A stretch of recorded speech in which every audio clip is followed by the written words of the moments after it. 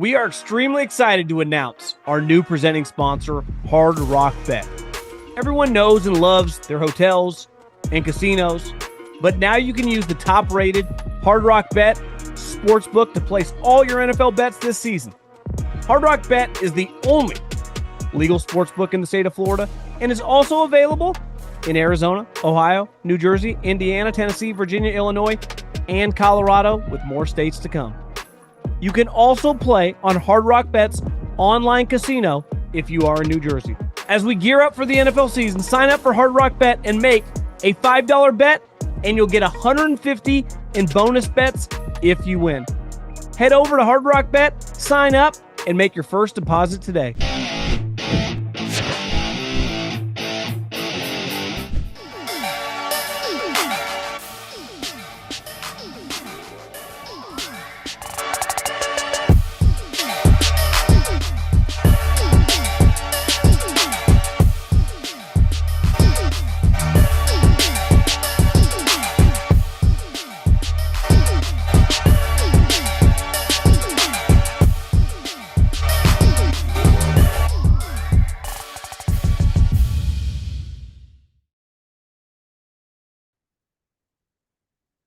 What is going on, everybody? I can't wait to break down every series of football in that doubleheader tonight, from the Dolphins and the Jets through the Broncos and the Bengals. I'm just kidding. I'd rather jump off a bridge than do that. I actually want to start tonight by just the shameful thing that the NFL did to us. It was truly embarrassing. Obviously, the story of the night in the first game was Tyreek Hill's leg pointing the other way, and reports say that he has dislocated his knee. Does not look good, but that game was just an abomination. Not quite sure what to make of the quote-unquote nightcap. Broncos destroy the Bengals, who are just an atrocious football team. I mean, even if Burrow hadn't got turf toe, I don't see how they block for anybody. So you're paying these wide receivers is completely useless if you can't block for anybody. And while every player on TV is like, pay the guy, it's like, your defense sucks. If Trey Hendrickson was Reggie White or Lawrence Taylor, I don't think it would have that big of an impact. He had like 50 sacks last year, and their defense couldn't have been much worse. So team building 101, man. I think, listen, Burrow's injuries in his career kind of feel like obviously he's a really good player, but when you can't stay on the field and you start playing GM and you start dictating the terms to this organization that's pretty cheap, you kind of get the situation. So we will dive into it all, but first, before I talk about any football, I got to tell you about my friends, my partners, and the official ticketing app of this podcast, GameTime. Best in the business. Do you want to go to one of these games? We got baseball playoffs starting. I saw NBA Media Day, so we're going to have games right around the corner. Football in full swing. College, the National Football League, any game you want to go to. Concert. You want to go see Bad Bunny, who I honestly, I didn't know much about him besides that he was the caddy in Happy Gilmore too. But any concert you want to go see, any comedy show, we got you covered. So here's the thing. Take the guesswork out of buying tickets with GameTime. Download the GameTime app, create an account, and use the code JOHN for $20 off your first purchase. Terms apply. Again, create an account and redeem the code JOHN for $20 off. Download the GameTime app today. Last minute tickets, lowest price guaranteed. Before we dive into anything specifically on the field, I just have an overarching take. The NFL doubleheader is a joke. Like, I'm not blaming the NFL, especially early in the season when there's a major injury. Because coming into the year, week 4, Joe Burrow and the Bengals, who went 9-8 last year, against the Broncos, who were a playoff team, pretty good game on paper. You can't foresee a guy getting turf toe and his season ending. Not putting that, I understand setting Troy and Joe to that game. But this extra game at 4:15 with the New York Jets, who won 5 games last season, and the Miami Dolphins, who won 8, but clearly this offseason we're trending probably for half that at best. is just an embarrassment for the league. Like, I understand you're trying to cook the books and get more people to view your product. We're all in that business. Like, I understand what you're doing, right? But you don't need to do this because in the negotiations, whenever they happen in 3 or 4 years, you are going to tell everyone to jump and they are going to immediately say, how high? You are going to bend over all your partners and they're going to pay you whatever you demand them to pay you. Hell, whether they can even afford to make money off what they're paying you, because that's how desperate they are to keep the NFL, which is by far the biggest television product in America. But to force us, like football fans, you know what we like doing? We like watching football. We enjoy it, right? It's why sometimes, like a Friday night, I'll just be sitting on my couch, maybe having a cocktail, and watch like Rutgers, Iowa. I just like football. But like Monday night football, back to my childhood, I grew up in the 90s. If you're older than me before that, or if you're younger than me when you were a kid in the 2000s, always stood for a primetime game for two teams. And it was a really, really big deal. It actually is cool for the fans. It's pretty hard on the coaches and players because then they go into a short week. For the coaches, they have a short game plan.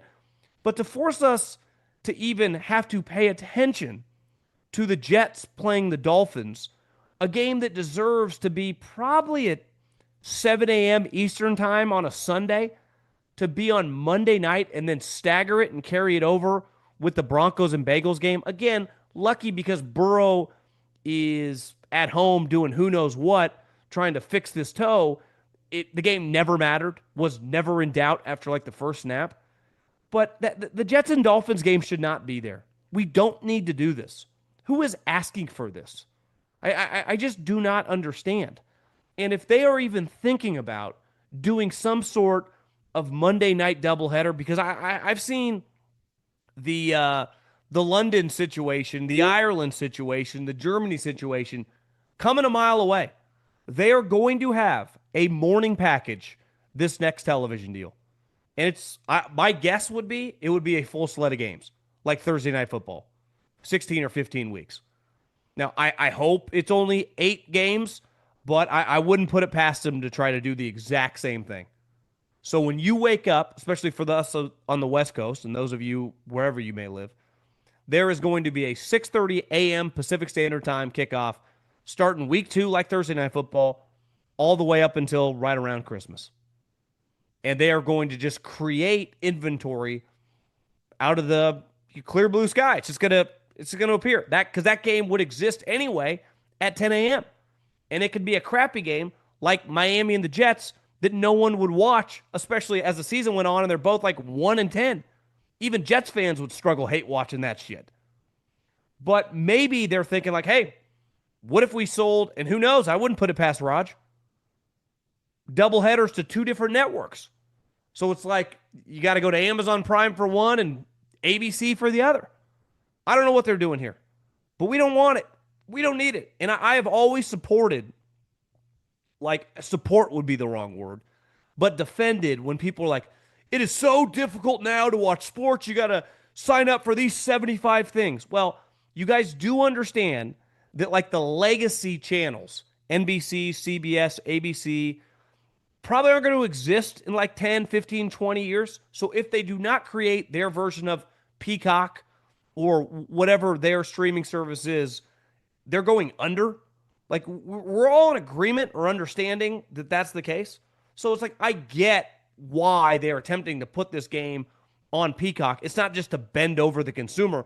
It's because if NBC is going to survive, Peacock's going to be all that exists in 2035 because no one's going to go to, like NBC is not going to be around.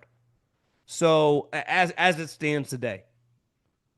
But I don't think we need this. And I don't think we want this. Especially when it'd be one thing if it's like, hey, these are 2 pretty good games. Like ideally a Saturday night, for example. I wish Penn State and Oregon and Georgia and Alabama could have been at 2 separate times. So because they were so good, trying to watch them both, which first world problems, we're all doing that.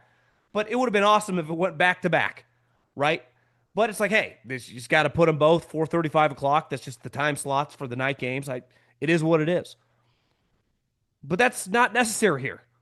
You could have easily put the Jets and the Dolphins in the morning. I don't know, yesterday, because that game was just a joke. It was really really hard to watch.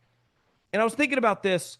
I like John Spytek a lot, and I totally understand. I mean, Pete Carroll was their best option, but when you sign up to coach the Raiders and when you sign up to coach the Jets, typically it doesn't go well.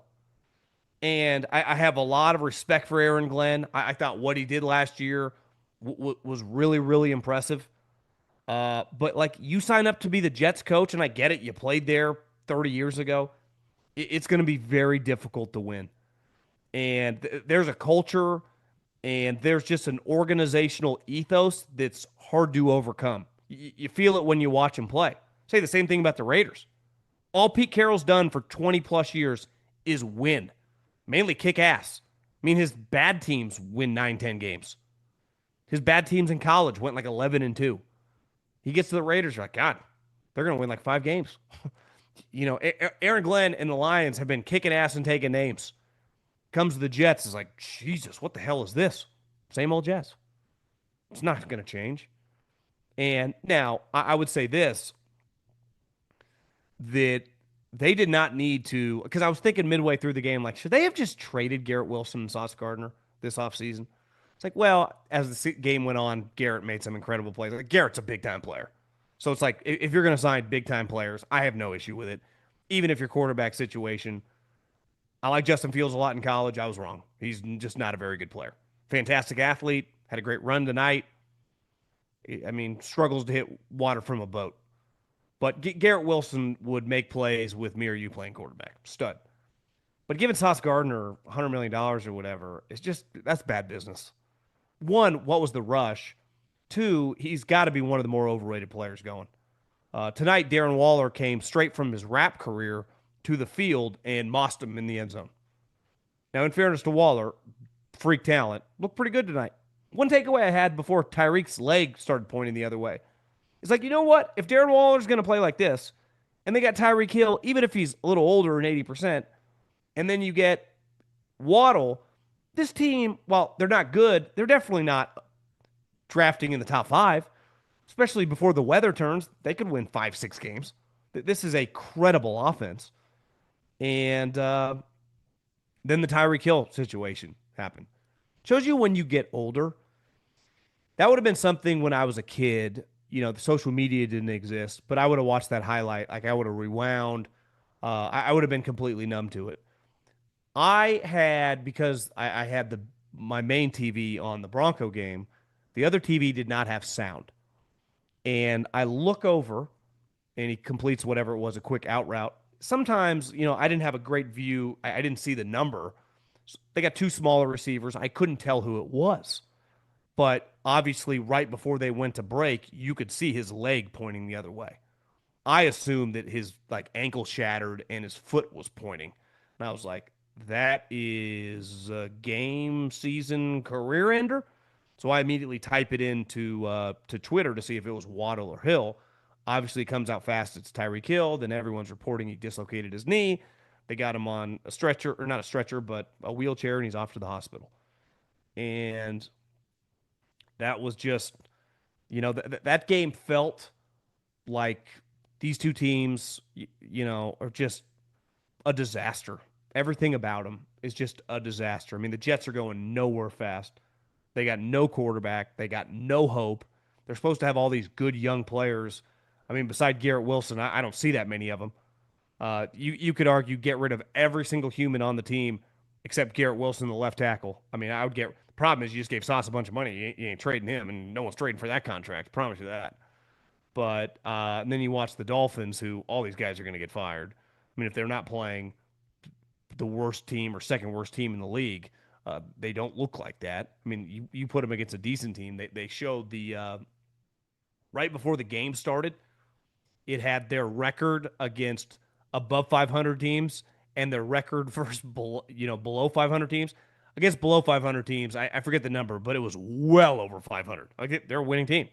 Then when they play good teams, they get shellacked. And at the end of the day, that's the type game that even someone like me who does this for a living, that thing's on Sunday morning with six other games going on. You're watching two, three snaps max.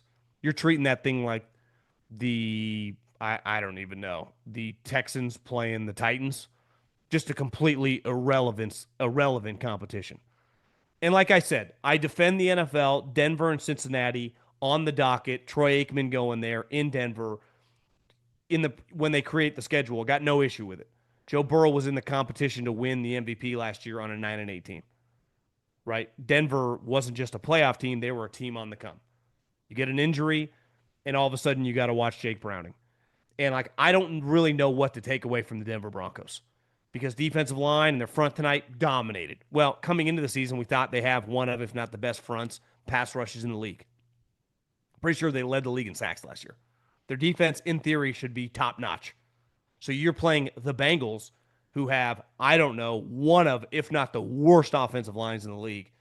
And as the game went on, you felt bad for Jake Browning. Like if Jake Browning had been Tua with his concussion history, you would have had to remove Tua from the game because it would not have been safe. There was also a play while Tua took off. Tua takes off and linebackers are coming on him. Your heart stops.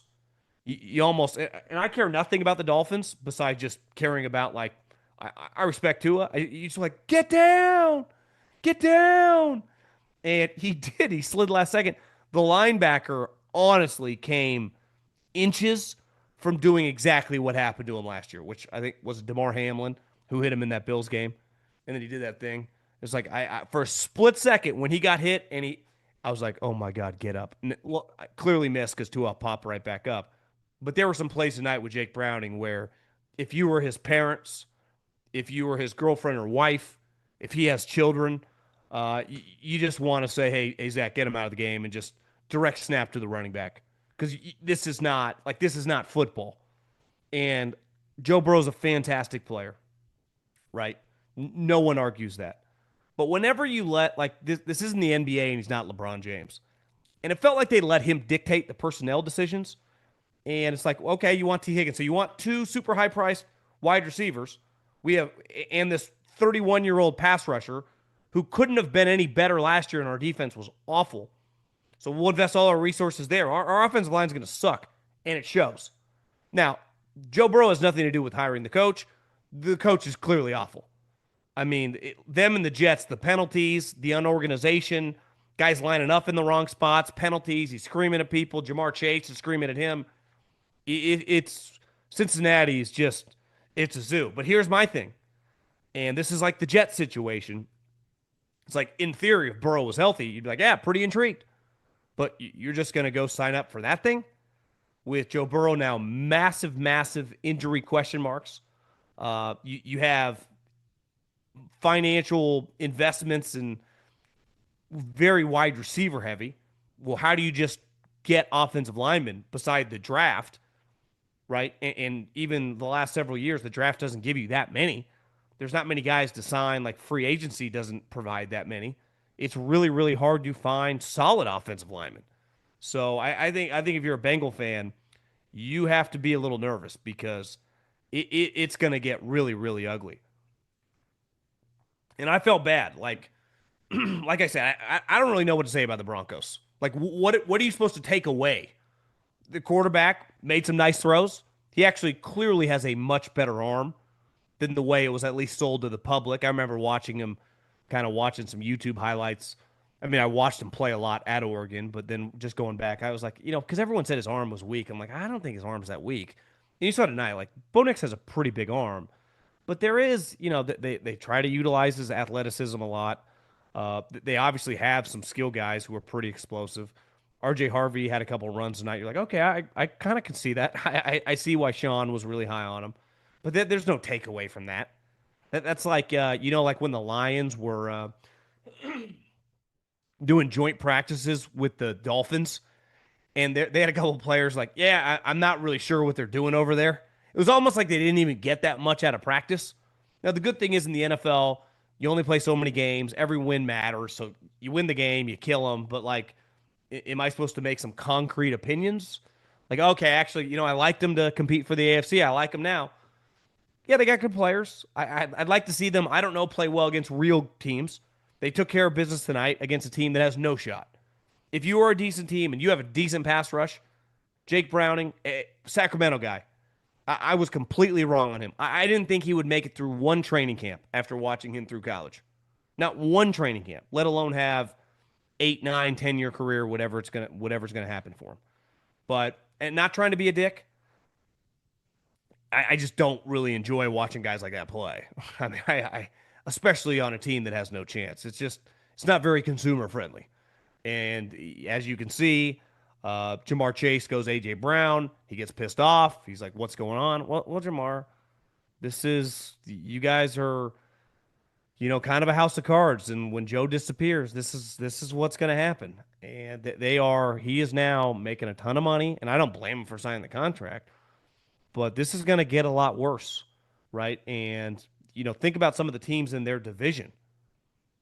What do you think, Myles Garrett? Myles Garrett could just line up. They wouldn't even have to have any other defensive lineman. It could just be 1-on-5. I bet he would get to the quarterback 50% of the time. What do you think is going to happen when the Steelers, especially TJ's played a lot better the last couple of weeks? He looks like he's played the last couple of weeks against that. I think they play in a couple of weeks on Thursday night. He's going to kill Jake Browning. He's going to kill him. Seriously. I mean, it's got like Tua situation written all over. He's gonna get injured. And Zach can yell at the referees. It's not his fault. He doesn't control the roster. The Browns do.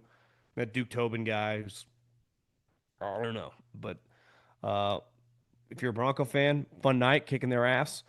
I think, the young running back showed a couple signs. Your defense ran around practice dummies.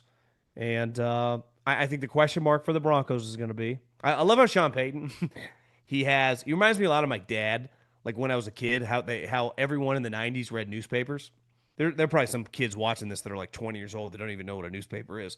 There used to be this thing that was delivered that would like have the news. It had several sections. It had like the front page, which is the main news, politics, if there was a car accident, just stuff going on around the world. They'd have a business section. Then they would have a sports section for us kids. The internet didn't exist. It's where you read about sports. Pretty cool. They had a pretty big impact on society. But most people, especially older people, would read them, and their glasses would be down toward their nose. That's how Sean Payton calls plays. He like has his glasses. They're never just like his glasses are on, and I don't understand. I'm probably a year. I thought I needed glasses, and then I went to the Costco optometrist, and he's like, you're probably a couple years away. You can get them. Because sometimes when I'm looking at light, especially at night, it's really blurry. He's like, yeah, it's kind of distance vision issues at night. But he's like, you don't necessarily need glasses for it. But if you want them, you can get them. So I've never quite understood when people put them at their nose and they're like reading down. That's how Sean Payton calls plays. It's like every time you see him with the Broncos, he's doing that. Usually calling a rollout for Bo Nix to sling that thing. But yeah, I mean, I don't really know what else to say beside just awful product tonight. Just terrible. Honestly, kind of embarrassing. Now, you don't totally control it, like I said, with the Burrow thing, but the early game, that was avoidable. And, I get Rodgers making $50 million, and I've supported him over the years. The media hated him 10 years ago. I never did. Like, I thought, like, guys, I think he's pretty good at his gig. Made some mistakes. No one's perfect. So have I. So have you. But this thing, whoever's involved in this should be ashamed. They really should. We can't have the Jets and the Dolphins situation happening again. So congrats to the Dolphins for getting a win and the Broncos as well for getting to 2-2. And we just move on with our life.